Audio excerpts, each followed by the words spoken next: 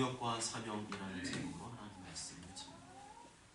지난 시간에 살펴본 대로 사도 바울이 드로아라는 곳에서 7일간 머무르게 되죠. 그리고 그곳에서 밤중까지 설교를 하였는데 유두고라는 청년이 참 난간에 걸터앉아서 듣다가 졸음을 이기지 못하고 뚝 떨어져 죽게 됩니다. 이 일로 말미암아 바울의 복음 사역에 큰 어려움이 생길 수가 있었습니다.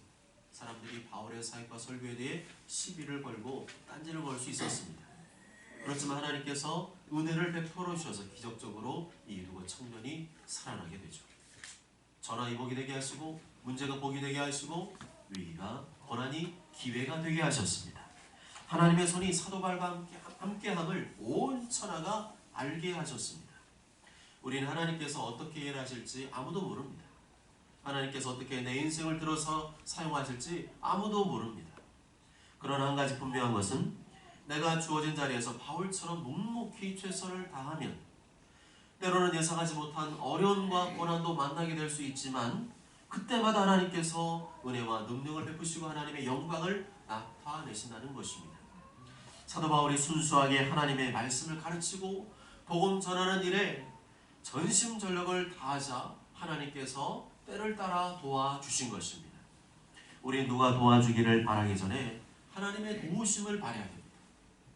우리가 진정 하나님의 도우심을 바란다면 하나님을 향해 열심히 기도함과 동시에 하나님의 뜻을 따라야 됩니다. 내가 하고 싶은 대로 살고 내가 원하는 대로 살면서 하나님께서 기적과 능력을 베풀어 주길 원하십니까? 아니죠.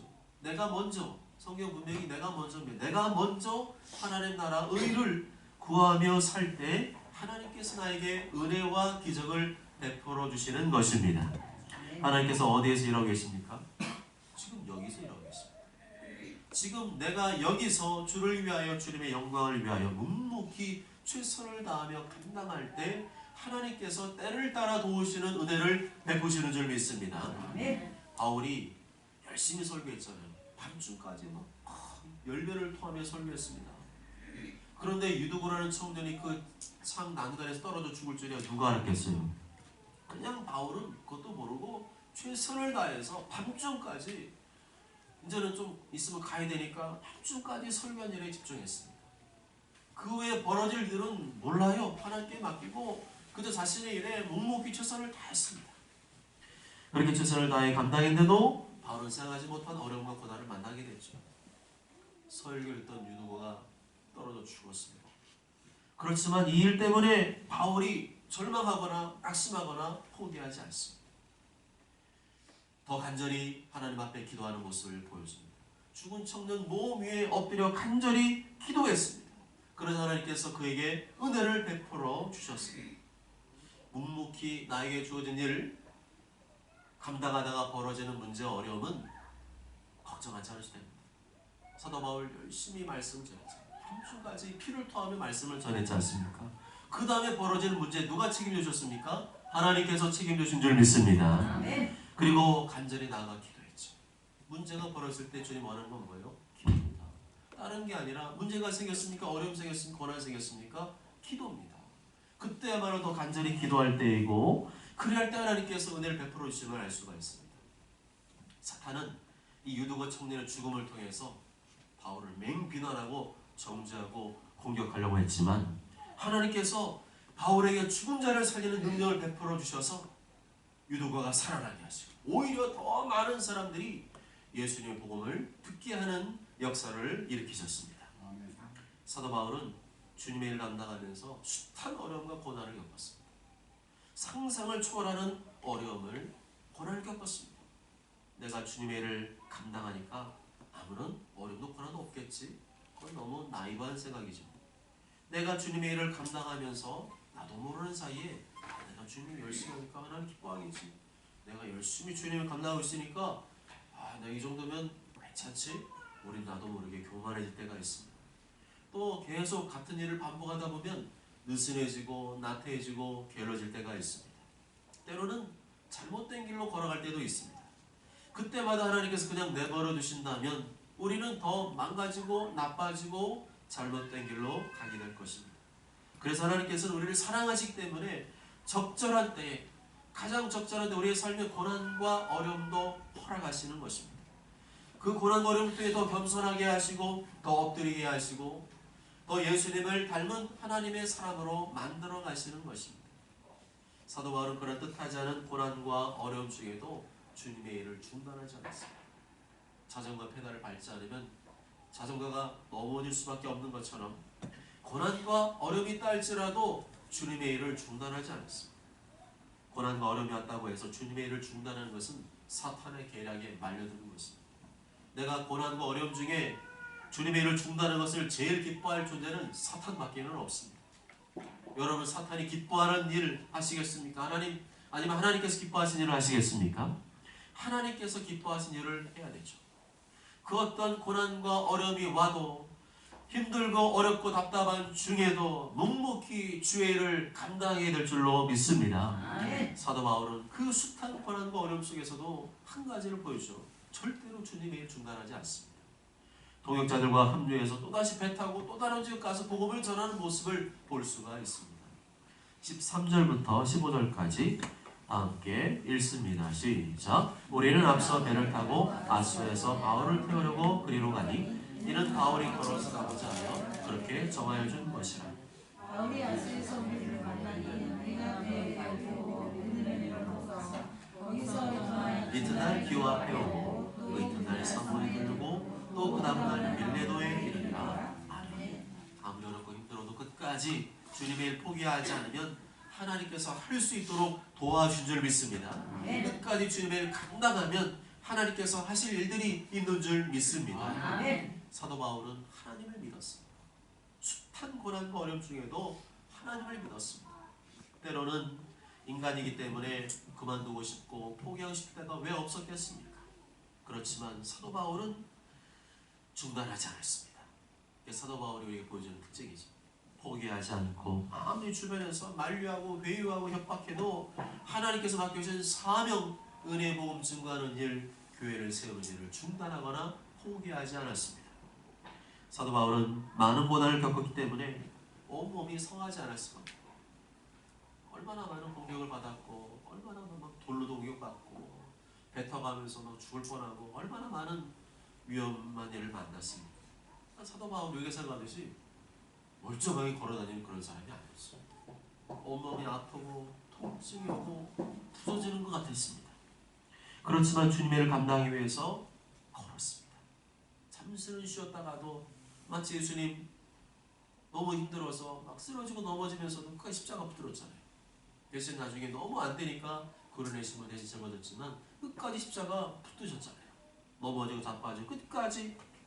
사도 바울도 잠시는 쉬었다가도 끝까지 사명 붙들고 계속해서 걸었습니다. 13절 하반절에 보면 이는 바울이 걸어서 가고자 하여 라고 말씀합니다. 바울이 어디 갔다고요? 걸어서 동역자들을 만나러 갔습니다. 성한 몸이 아니니까 온몸 만사야 되고 걷다 보면 막 땀이 주르륵 식은땀이 흐르고 너무 고통스러웠지만 바울이 걸어서 동역자들을 만나러 갔습니다. 지친 다리를 끌고 동역자들이 있는 아소로 걸어갔습니다. 왜 그렇게 사도 바울은 자신의 지친 다리를 이끌고 동역자들을 만나러 간 것일까요? 사명을 감당하기 위해서였겠죠. 뿐만 아니라 위로를 받기 위해서였을 것입니다. 사도 바울에게서 가장 큰 위로는 하나님의 위로죠. 그리고 사도 바울의 또 다른 위로는 동역자들과 만나서 교제하는 것이었습니다. 누가 사도 바울의 마음을 알아줄까요? 비신자가 알아주겠습니까? 초신자가 알아주겠습니까? 일반 성도가 알아주겠습니까? 사도 바울과 함께 자신의 인생을 걸고 복음을 전하는 동역자들만이 사도 바울의 마음을 알아줄 수가 있었던 것입니다. 여러분의 마음을 저 서울에 있는 교회 성도가 알아줄까요? 여러분의 마음을 저 미국에 있는 성도가 알아줄까요? 아니죠. 내가 섬기는 교회의 목사와 성도들이 내 마음을 알아줄 수 있습니다. 나와 함께 여기서 주님의 일을 감당하고 여기서 주님의 교회를 위해 수고하고 헌신하는 동역자들만이 내 마음을 알아줄 수 있습니다. 그래서 교회에 와서 예배드리고 봉사하는 일도 중요하지만 우리는 로봇가 아니잖아요. 그렇기 때문에 성도의 위로와 교제가 필요합니다. 정기적으로 만나서 밥도 먹고 커피도 마시고 서로의 삶을 나누는 위로와 교제가 필요합니다. 그래서 우리 교회가 가족교회를 하려고 하는 것이죠. 다 함께 예배 드릴 수 있지만 다 함께 교제할 수는 없어요. 지금 다 함께 예배 드릴 수는 있지만 일일이 제가 이 시간 뭐 한 사람씩 뭐 나눔할 수 있습니까? 못 하잖아요. 그렇지만 해야 되잖아요. 서로의 삶을 나누고 어려움을 나누고 함께 위해서 기도해 주고 위로받기 위해서는 작은 교회 규모의 교회인 목장으로 모여야 되는 겁니다. 거기서 목원들이 서로 교제하면서 하나님의 위로와 사랑을 경험할 수 있습니다. 교제하는 중에 부어지는 성령님을 경험하게 되고 목장에서 그런 맛을 본 분들은 알죠. 목장에서 얘기하고 있는데 교제하고 있는데 성령이 부어져서 마음이 하나가 되고 마음이 뜨거워지고 힘이 생기고 합심기도에 응답하시는 것을 경험하게 되는 줄 믿습니다. 그래서 가장 위험한 성도가 있다면 교제하지 않는 성도입니다. 내 삶도 오픈하지 않고 남들의 삶도 알려고 하지 않는 성도가 제일 무서운 성도입니다. 다른 데 가서는 수다를 다 떨면서 교회 성도들과는 교제하지 않는다면 그 성도가 바람직한 성도의 모습이겠습니까? 아니죠. 함께 마음을 나누고 삶의 어려움도 나누고 같이 밥도 먹고 같이 기도도 하고 서로 으쌰으쌰 할 때 교회 다니는 맛도 나고 재미도 생기는 거 아니겠습니까? 서로에 대해 더 관심을 갖게 되고 위해서 기도하게 되고 더 친밀해지게 되는 건 아니겠습니까? 이렇게 볼 때 교회 공동체를 허무는 주범이 있다면 그것은 바로 이기주의, 개인주의, 가족주의입니다. 나만 생각하고 내가 원하는 것만 생각하고 가족만 생각하고 그런 풍조와 흐름이 사실은 교회를 약하게 만드는 거죠. 그러한 성도와 개인은 교회를 세우는 자가 아니라 사실은 교회를 허물고 있는 자입니다. 주님의 몸된 교회를 사랑하지 않는 성도, 함께 교회를 섬기며 봉사하며 교제하지 않는 성도는 정말로 주님의 몸된 교회를 세우는 성도라고 할 수가 없을 것입니다. 14절에 보면 사도 바울이 자신의 이 병들고 지친 다리를 이끌고 한참을 걸어서 조금 걸었겠어요. 한참을 걸어서 아수라는 곳에 도착하여 드디어 동역자들을 만나게 됩니다. 바울이 아소에서 우리를 만납니다.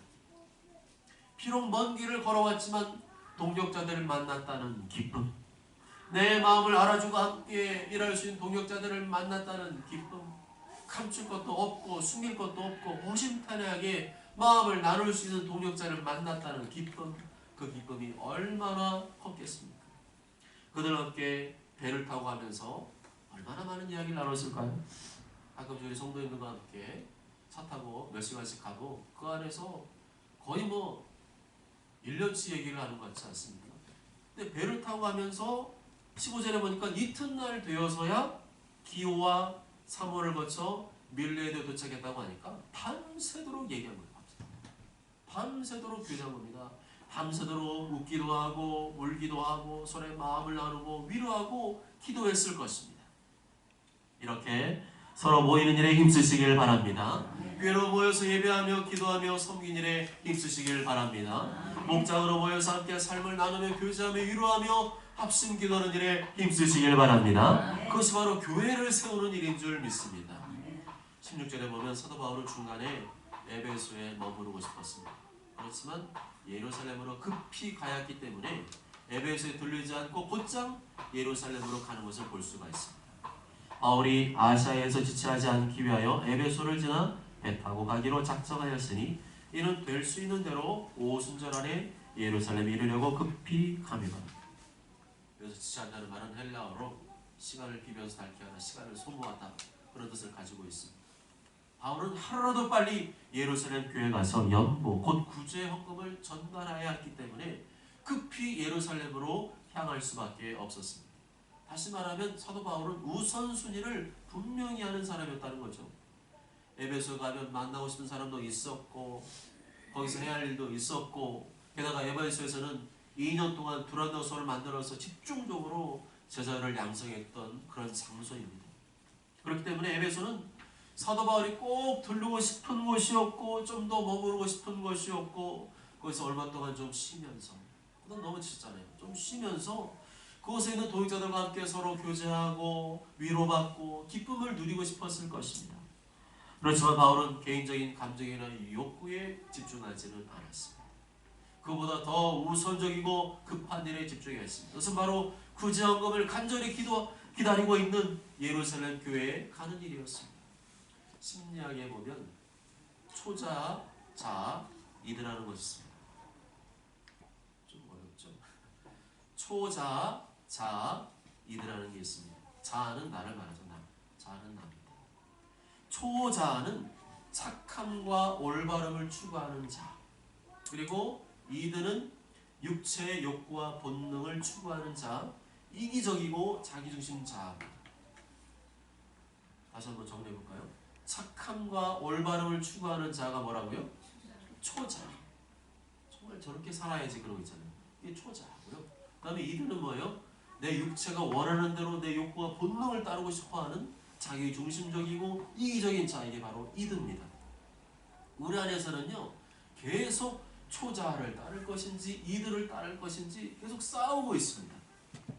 만일 사도 바울이 육체의 욕구와 본능을 따르는 이드에 충실한 사람이었다면 에베소를 들렀다 갔을까요? 안 들렀다 갔을까요? 들렀다 갔겠죠. 거기 가면 좋잖아요. 독자를 만나서 얘기하고 위로받고 맛있는 것도 먹고 힘을 얻고 재충전할 수 얼마나 좋겠어요. 그렇지만 사도 바울은 더 좋은 것을 위하여 자기 안에 있는 이들을 죽입니다. 그러고 싶지만 그거를 죽이는 거죠. 내 육체가 원하는 욕구와 본능을 죽입니다. 그리고 하나님 보시기에 더 합당한 우선순위, 예루살렘 교회를 섬기는 일을 택합니다. 그게 쉬운 일이 아니죠.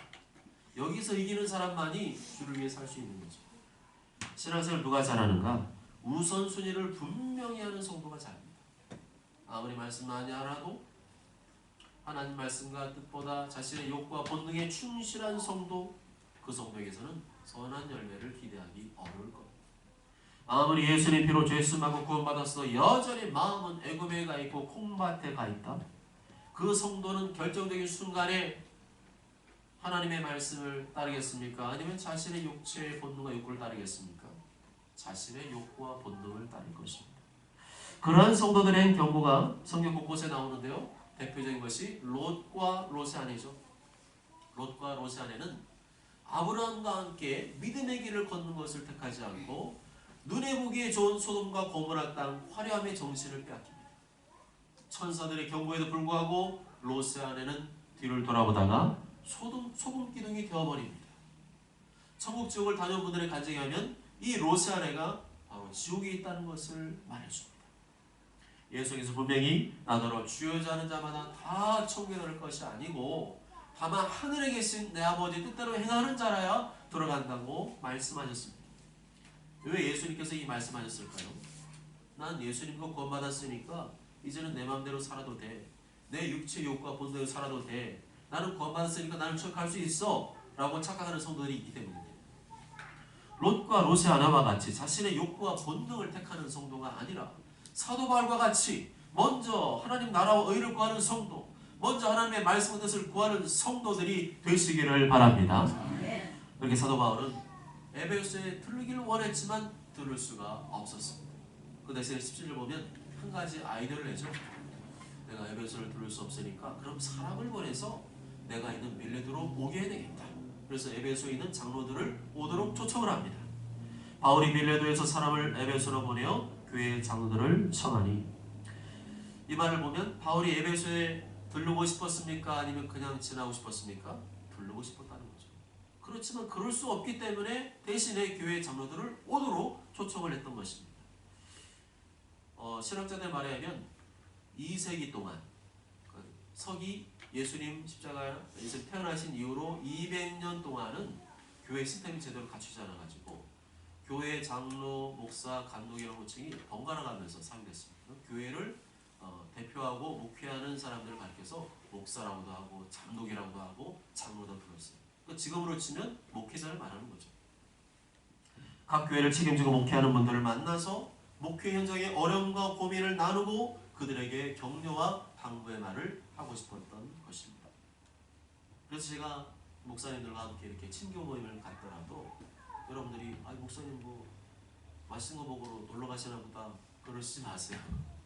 맛있는 것도 먹지만 거기서 목회자만이 겪는 아픔과 또 고통들이 있거든요. 그걸 함께 나누는 거죠. 근데 나누면서 같이 얘기하면 같은 처지에 있는 분들이잖아요. 나누면서 또 선배 목사님으로부터 조언도 얻고 또 격려도 얻고 위로도 얻고 그러면서 마음이 스트레스가 좀 풀리고 그렇게 돌아오게 되거든요. 맨날 그러는 건 아니죠. 하나님께서 위로받되 또한 사람에게서 받아야 될 위로도 있는 거거든요. 그래서 저를 친교 모임 있다, 어디 갔다 온다 그래가지고 이상한 눈으로 보지 마시고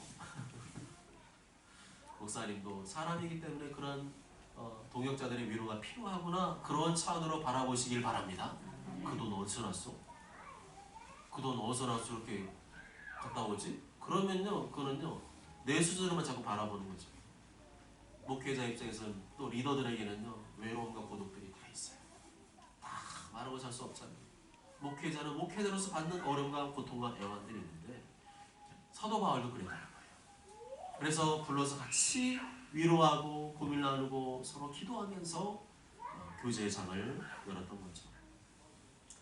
그러면서 당부의 말씀을 전하는데요. 이게 18절부터 21절까지입니다. 18절부터 21절까지 다 함께 읽습니다. 시작. 오매 그들에게 말하되 아시아에 들어온 첫날부터 지금까지 내가 항상 여러분 가운데서 어떻게 하였는지를 여러분도 아느니라. 곧 모든 겸손과 눈물이며 유대인의 간계로 말미암아 당한 시험을 참고 주를 섬긴 것과 유익한 것은 무엇이든지 공조원에서나 각집에서나 거리낌이 없이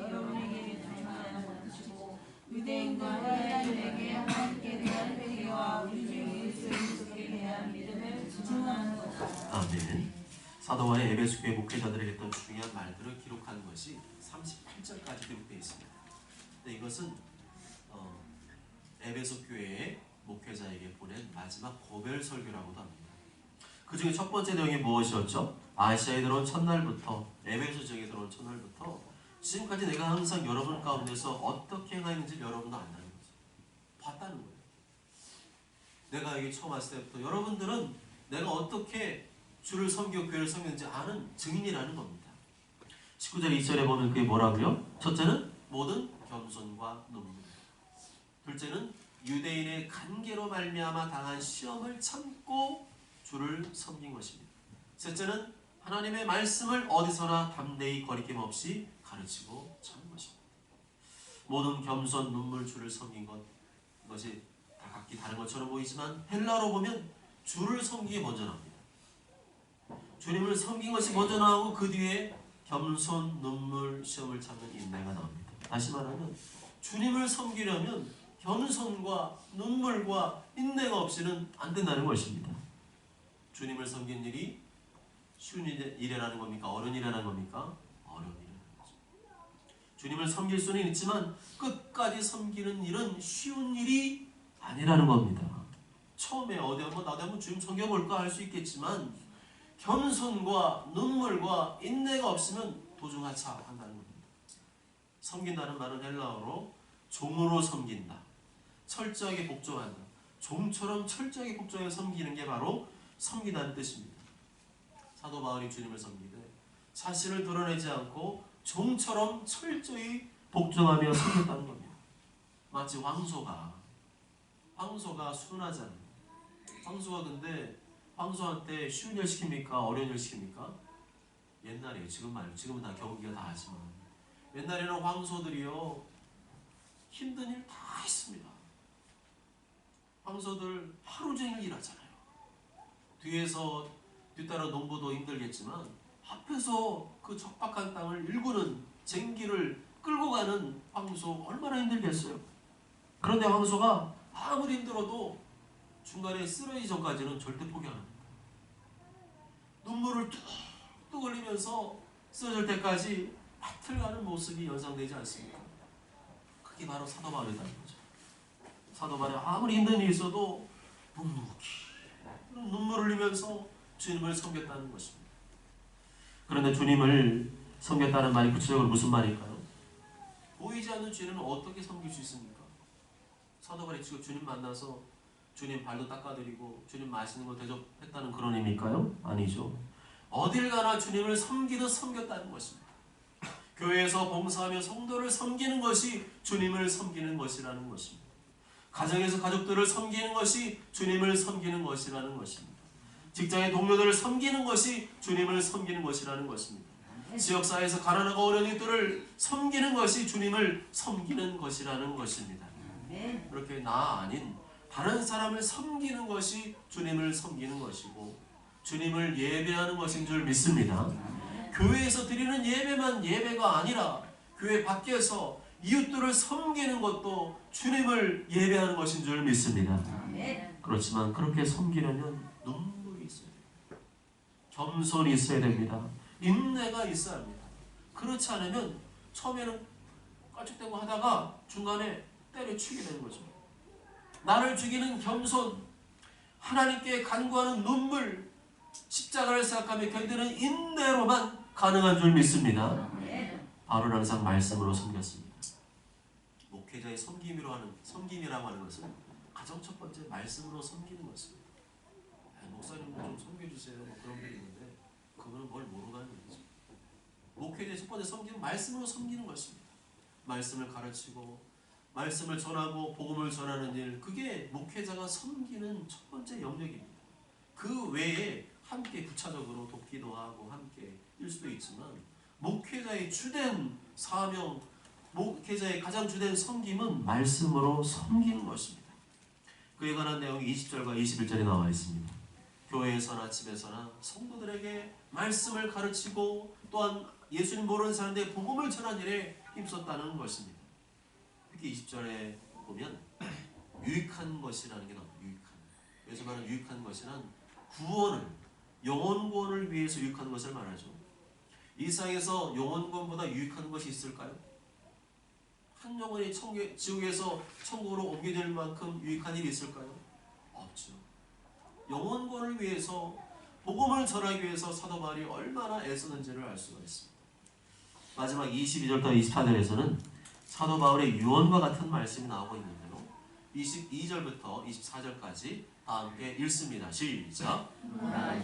성령의 내가 거기서 무슨 일을 당할지 알지 못하노라. 오직 성령이 각성에서 내게 증언하여 결박하노니 나를 기다린다 하시나. 내가 달려갈 주 예수께 받은 사명 곧 하나님의 은혜의 복음 전한 일을 마치나 하면 나의 생명조차 조금 더 귀한 것으로 여기지 아니하노라. 아멘. 사도 바울이 급히 예루살렘을 가는 도중에 굳이 밀레도에서 에베소교회 목회자들을 초청한 이유가 무엇일까요? 나중에 말할 수도 있는데 굳이 중간에 불러서 이들에게 위로와 당부의 말을 했던 이유가 무엇일까요? 그것은 사도 바울이 예루살렘으로 가면 무슨 일을 당할지 모르기 때문입니다. 성령께서 각성해서 결박과 환란이 기다렸다고 말씀하기 때문입니다. 거기 가면 순교를 당하여 다시는 돌아올 수도 없을지 모르기 때문이었습니다. 마지막 임종이 가까워지면 내가 가장 아끼고 사랑하는 가족이나 보고 싶은 사람을 부른다고 하죠.